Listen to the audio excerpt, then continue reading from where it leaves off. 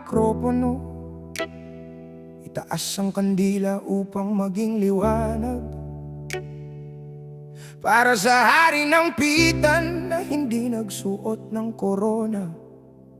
Kapalaran mismo ang nagbigay sa kanya ng korona na iyon. Kaya tanggapin mo man o hindi, yung talaga ang katotohanan. Mayores Pipoy, ang ama ng batang city jail. Makinig kayo sa bawat kataga, dahil ito ay nakasulat sa dugo ng bawat isa. Kaya, let's go!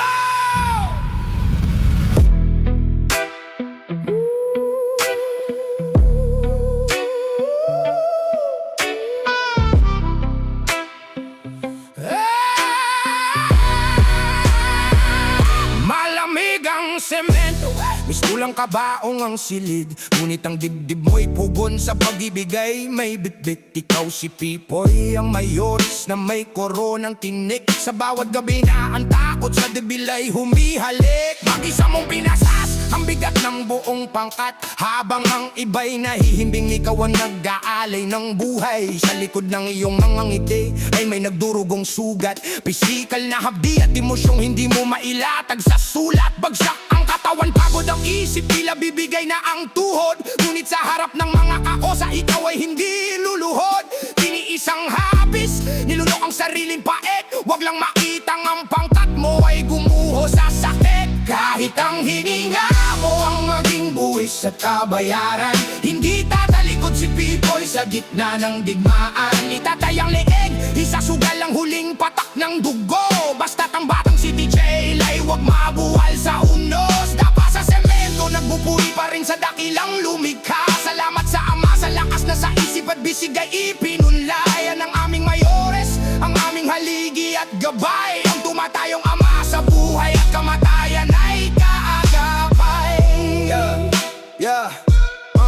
Hindi biro ang gampanin ng isang tunay na pinuno, kapag ang kapaligiran mo ay puno ng poot at sipayo. Ang kaligtasan ng iba ang una mong idinadalangin, bago ang sarili mong sikmura at mga luhang gustong pauwiin. Handang mamatay, handang mabulok, handang maging abo, basta't ang mga tao sa mo ay ligtas sa mapanganib na dako. Sa bawat pagsubok na dumarating na tila ba walang katapusan, ang tibay ng iyong pananampalataya ang nagiging kalasag ng karamihan. Tumingala sa langit sa gitna ng madilim na piitan. Ama, salamat sa lakas na iyong ipinahiram sa aking kahinaan. Yan si Pipoy, walang takot na sumasagupa sa alon, ng nag-iisang sandigan na napapanatili sa amin na bumangon. Kahit ang hininga mo ang maging buwis at kabayaran, hindi tatalikod si Pipoy sa gitna ng digmaan. Itatay ang leeg, isasugal ang huling patak ng dugo.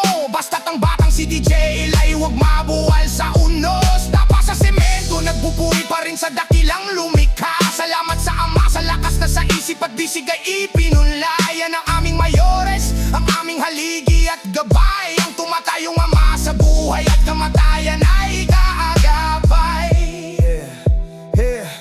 Ito ang bagong kabanata, mas matalim pa sa kris na espada. Ang tapat na pinuno, hindi nasisilaw sa kislap ng barya. Kahit gapasan ng hininga, kahit tadyaan ng tadhana, ang prinsipyo ni Pipoy mananatiling nakataga sa panata. Ika'y pader na matibay sa nagkakadepresyong guta. Sinasalo ang bala bago pa sa amin may tumama.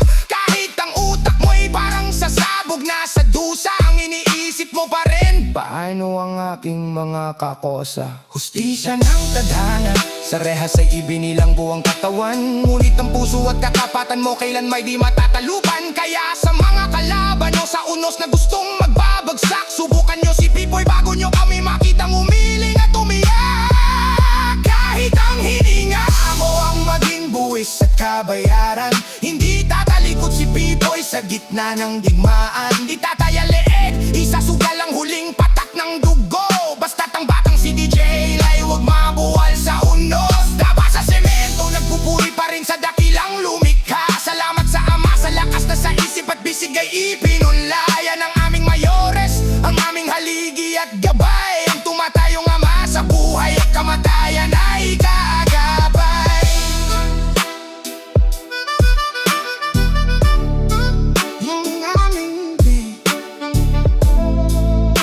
ng aming pinuno, walang katulad.